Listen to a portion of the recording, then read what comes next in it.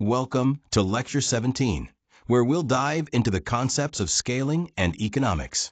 I'm Arul Albert, and together we'll explore how businesses grow and manage resources efficiently as they expand.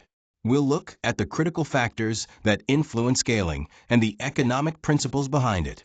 Let's get started. On this slide, I want to give you an overview of what we'll be covering in this section, focusing on scaling and its economic implications. We'll start by diving into transistor scaling, discussing how shrinking transistor sizes have driven performance improvements. Then, we'll look at interconnect scaling, which is about how the wiring between transistors changes as we make everything smaller. After that, we'll touch on some of the future challenges that come with continuing to scale down devices, including physical and technical limitations. Lastly, we'll explore the economics behind scaling, how costs behave as we push technology further, and what that means for the industry.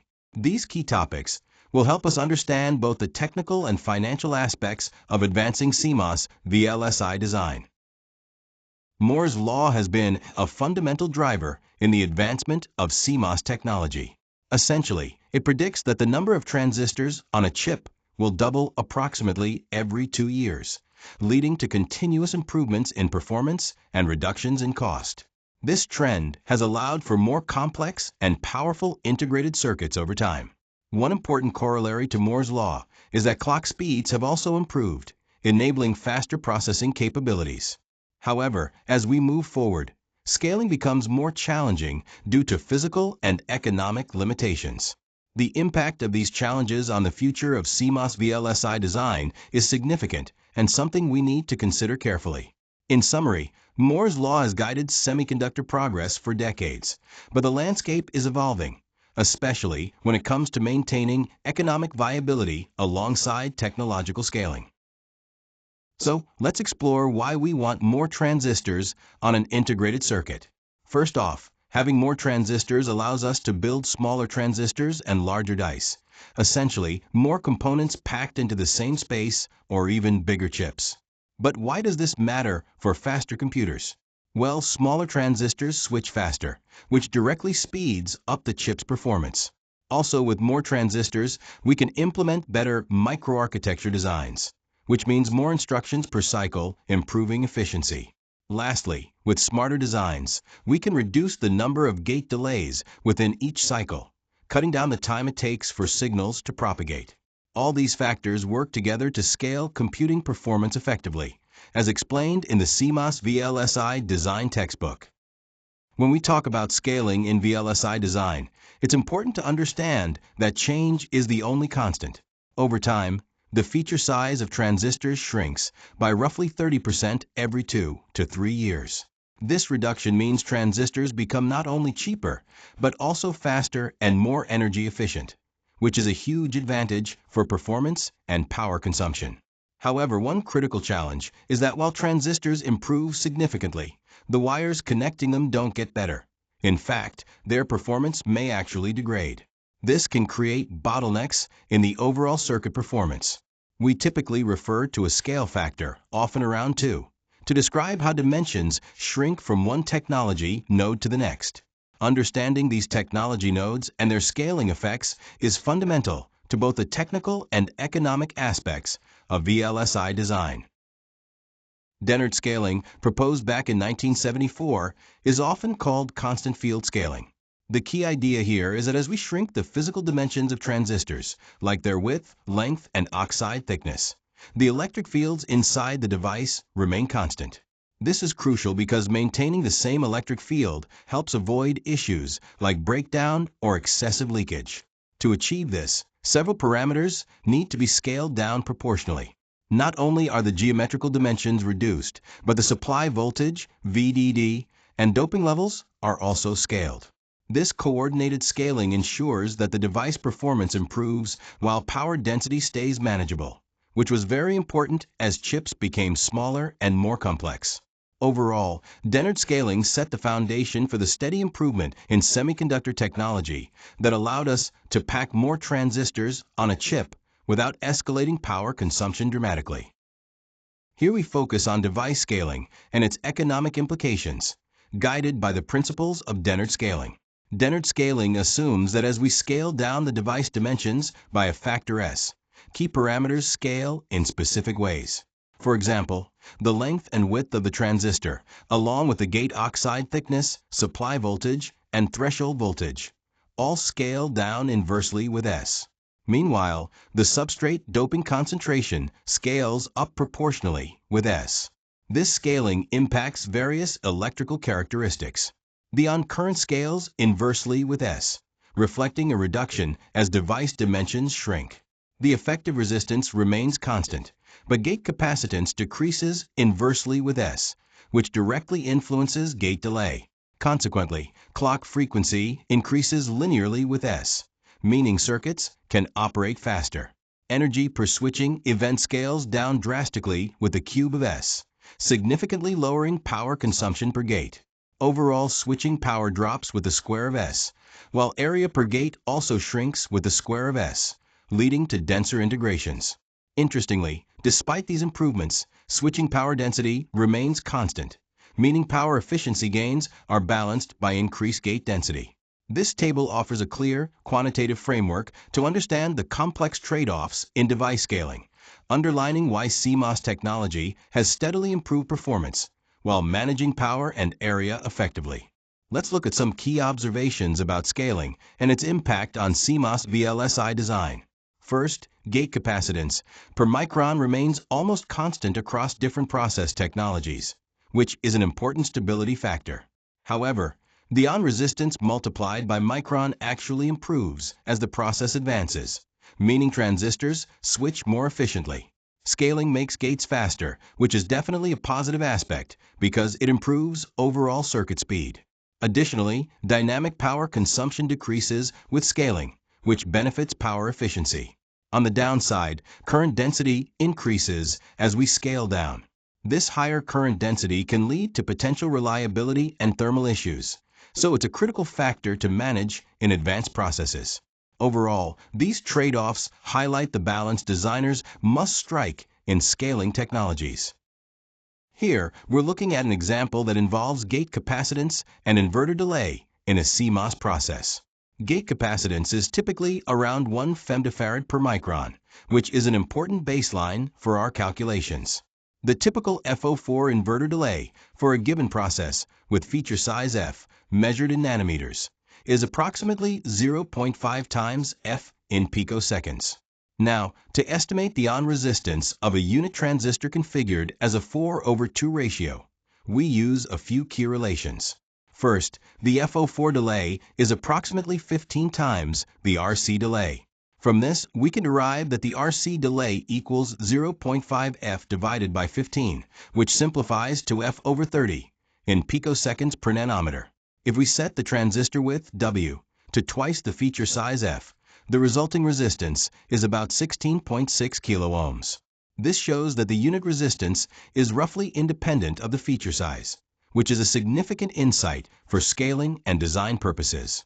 All these points highlight the interplay between physical device parameters and timing performance, which is critical for understanding CMOS VLSI design at a deeper level. Here we delve into the concept of real scaling in CMOS technology and its economic implications. Since the 65 nanometer node, scaling of the gate oxide thickness, or TOX, has significantly slowed down. This is largely due to limitations imposed by gate tunneling current, as the gates have reached an incredibly thin size, only about 4 atomic layers thick. To address this, high-K dielectrics have been introduced, which help maintain effective oxide thickness scaling despite these physical limits. Similarly, voltage scaling, or VDD scaling, has also decelerated since 65 nanometers technology. This slowdown presents challenges, particularly in preserving SRAM cell stability at these lower voltages. According to Dennard scaling principles, as devices shrink, we would expect simultaneous improvements in cost, speed, and power consumption. However, below 65 nanometers, designers often face trade-offs and must prioritize 2 of these 3 parameters rather than achieving all improvements at once. This highlights the practical challenges in advancing CMOS technology beyond certain physical and economic boundaries. Now, let's dive into wire scaling, a crucial aspect of VLSI design. When we talk about the wire cross-section, parameters like width, spacing, and thickness, represented by W, S, and T, all scale down as technology advances. This scaling affects the wire length, which we can categorize into local or scaled interconnects and global interconnects. Local interconnects tend to remain relatively short and manageable, while global interconnects span larger distances across the chip, posing greater challenges for performance and delay. Additionally, the die size itself scales approximately by a factor of 1.1, denoted as DC, which has implications on the overall layout and interconnect complexity. Understanding how these factors scale together is key to optimizing both the performance and economics of CMOS VLSI designs. Now let's take a closer look at interconnect scaling and its economic implications based on CMOS VLSI design principles. This table summarizes how different parameters scale and their sensitivity. For physical dimensions like width, spacing, thickness, and height, they all scale inversely with S, meaning as we scale down, these dimensions shrink proportionally. Die size remains constant at DC, as it's not scaled here. Wire resistance per unit length increases significantly with scaling, proportional to S squared, due to the shrinking cross-sectional area. On the other hand, capacitance components, such as fringing and parallel plate capacitances per unit length, remain roughly constant, as their scale factors stay at 1. When examining delays, the unrepeated RC delay per unit length scales with S squared, indicating that delay worsens quickly as wires get smaller. However, the repeated RC delay, which accounts for buffering, scales with the square root of S, showing a somewhat more favorable scaling trend. Crosstalk noise depends on the width-to-height ratio and remains unchanged with scaling, which highlights a persistent challenge in reducing noise as dimensions shrink. Finally, energy per bit per unit length, proportional to capacitance and the square of the supply voltage, scales down by 1 over S squared, meaning that energy consumption per bit decreases efficiently with scaling. Overall, this table captures the complex trade-offs involved in interconnect scaling, balancing physical size reduction against electrical performance and noise considerations. Now, let's take a closer look at interconnect delay and its relationship to scaling and economics in CMOS VLSI design. The table here breaks down how different parameters behave across local or semi-global interconnects compared to global ones. For length, local wires scale inversely with the scaling factor S, while global wires depend on the parameter DC. When it comes to unrepeated wire RC delay, local wires scale more favorably, reducing delay proportional to 1, while global wires delay scales with S squared times DC squared, which can lead to significant challenges. Repeated wire delay behaves differently. For local wires, it scales with the square root of 1 over S, while for global wires, it increases proportionally with DC times the square root of S. Lastly, energy per bit shows substantial scaling gains with local interconnects, decreasing with 1 over S cubed, compared to global wires, where energy scales less efficiently at DC over S squared.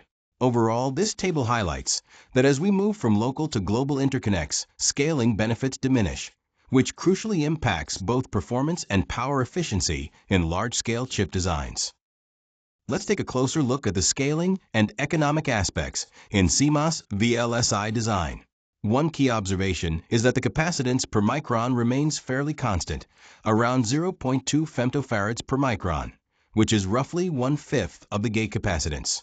This means that while local wires are improving and becoming faster, their speed increase isn't quite keeping pace with transistor improvements. However, this isn't a major issue at the local level. On the other hand, global wires are getting slower, and this has significant implications. It's no longer feasible to traverse the entire chip in a single clock cycle. This highlights some important challenges in scaling interconnects as technology advances. Here, we're focusing on the International Technology Roadmap for Semiconductors, or ITRS, which is a critical forecast developed by the Semiconductor Industry Association. This roadmap provides a detailed projection of technological advancements and scaling trends in the semiconductor industry. The key part to understand here is how the roadmap links scaling to economics, Essentially, it outlines how improvements in semiconductor technology can continue efficiently and cost-effectively as we push the limits of miniaturization. This insight is fundamental for anyone involved in CMOS VLSI design, as covered in the fourth edition of the textbook referenced here. It helps guide design and manufacturing decisions to stay ahead in the competitive landscape. Now, let's delve into the scaling implications in CMOS VLSI design.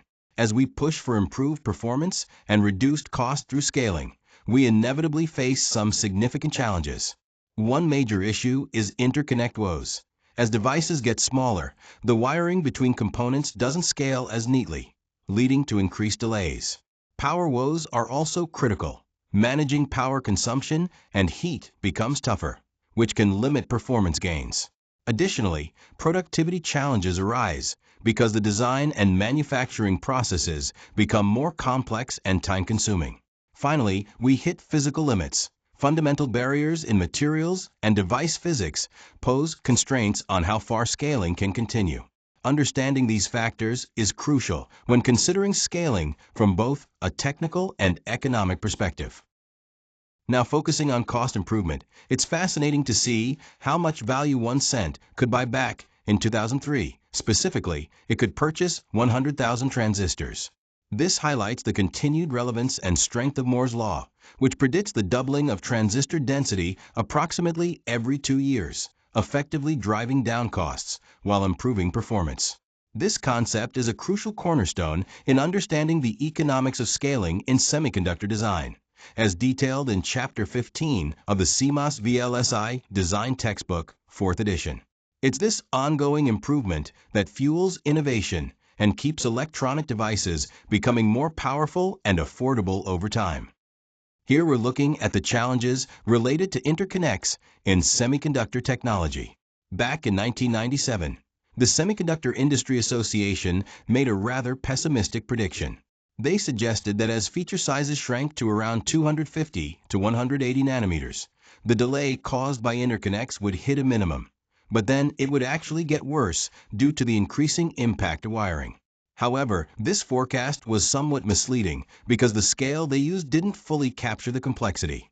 It's important to note that these predictions were mostly based on global wires and typical designs involving around 100,000 gate blocks, which might not represent all scenarios. This insight comes from the section on scaling and economics in CMOS VLSI design, highlighting how wiring delay became a critical factor even as transistor speeds improved. Here, we're talking about the concept of reachable radius in chip design.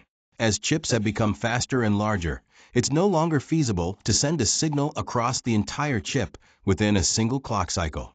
This limitation could seem like a big problem, but microarchitects have strategies to manage it effectively. Just like how we previously learned to tolerate the delays caused by off-chip memory, similar planning and design techniques can be applied to handle signal delays within the chip. This approach ensures the chip still functions efficiently despite these physical constraints. This idea is a key part of scaling and the economics involved in modern CMOS VLSI design, as discussed in the reference textbook. Here we see a powerful statement from Intel's VP Patrick Gelsinger made back in 2001. He predicted that if the current pace of scaling continued, by 2005 the power density of high-speed processors would match that of a nuclear reactor. By 2010, it would reach the intensity of a rocket nozzle, and by 2015, it would be comparable to the surface of the sun. This stark comparison highlights that simply continuing with traditional scaling approaches isn't sustainable. Business, as usual, just won't work. Consequently, attention to power consumption and management is sharply increasing in the industry. This emphasizes the need for new strategies in processor design to address power and thermal challenges as technology advances. Here, we're looking at static power and its critical relationship with VDD scaling. As we lower VDD, we save dynamic power and protect sensitive thin gate oxides and short-channel devices, which is important for device reliability. However, lowering VDD beyond a certain point doesn't help much due to velocity saturation limiting performance gains. To keep device performance steady, the threshold voltage, VT, must also decrease. But this creates an exponential rise in OFF state leakage current, which is a significant challenge moving forward. Managing this trade-off between performance and leakage power will be a major focus in future CMOS design and scaling efforts. As transistor counts continue to rise rapidly, outpacing the productivity of individual designers, we face new challenges in scaling our design efforts. For high-end microprocessors, design teams can grow to as many as 500 engineers, which significantly increases both the complexity and cost of the design process. This creates intense pressure to boost productivity, and to meet these demands, we increasingly depend on tools like synthesis and reusable IP blocks. Additionally, effective engineering management becomes critical to coordinate large teams, streamline workflows, and maintain quality throughout the design cycle. Balancing these factors is key to successfully scaling VLSI designs while controlling costs. Here we're addressing a critical question. Will Moore's law eventually reach its physical limits? It's true that we can't shrink transistors smaller than an atom. So at some point, we hit a fundamental barrier. Over the years, many challenges have been predicted to bring an end to scaling. These include dynamic power consumption, subthreshold leakage and quantum tunneling effects, short channel effects in transistors, increasing fabrication costs, electromigration, which affects reliability, and delays caused by interconnects on the chip.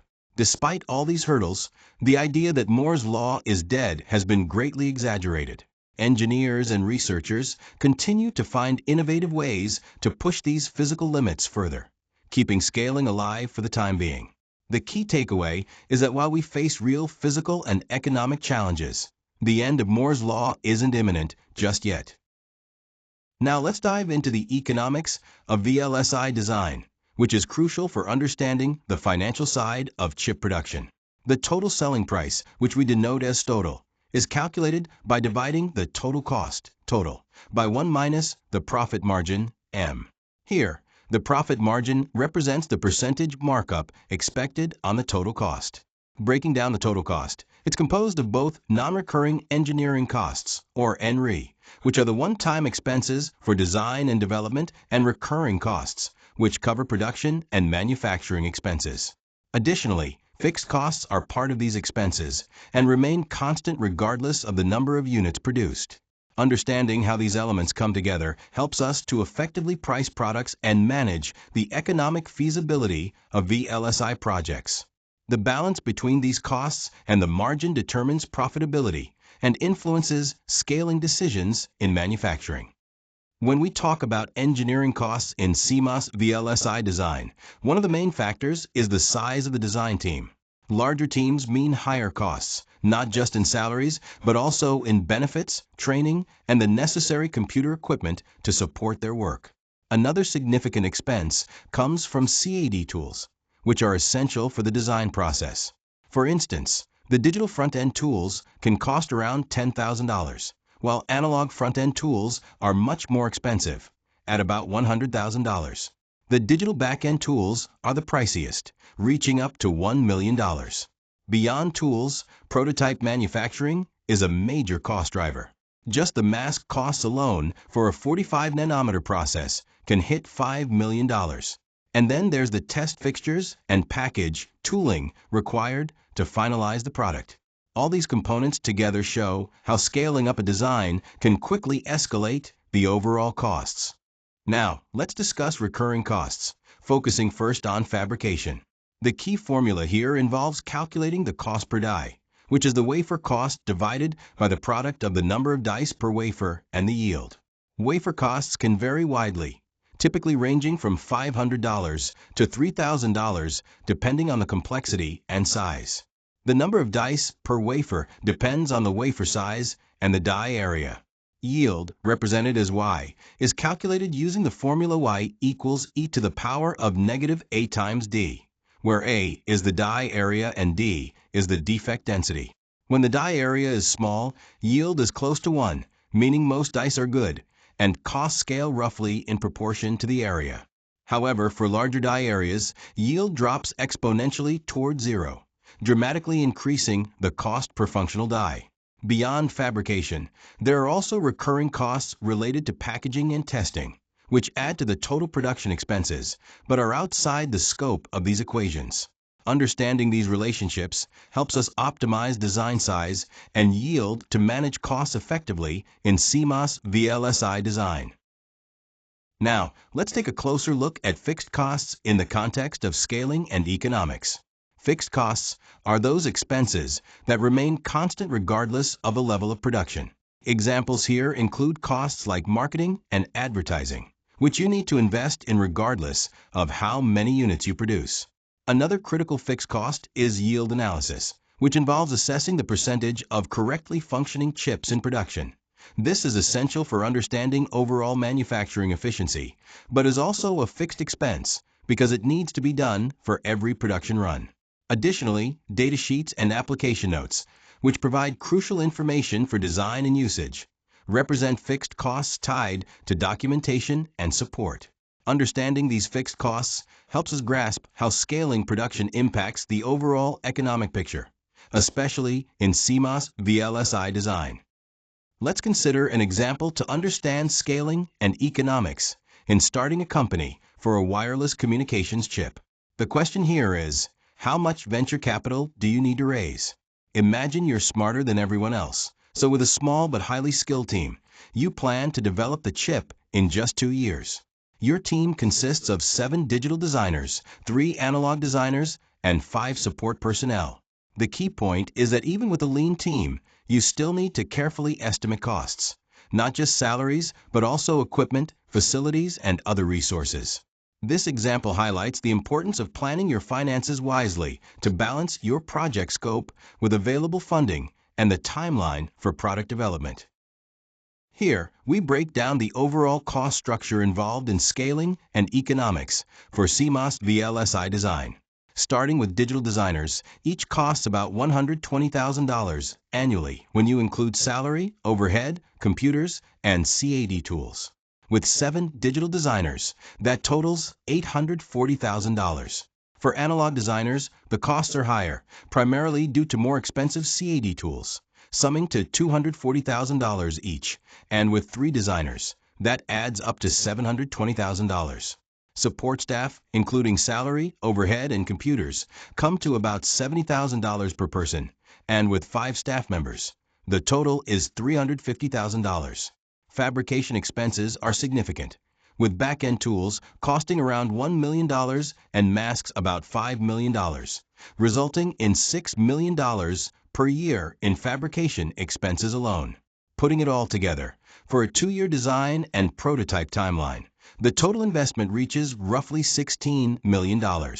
This slide really underscores the massive financial commitment required for advanced VLSI design projects, emphasizing the need for careful planning and resource allocation.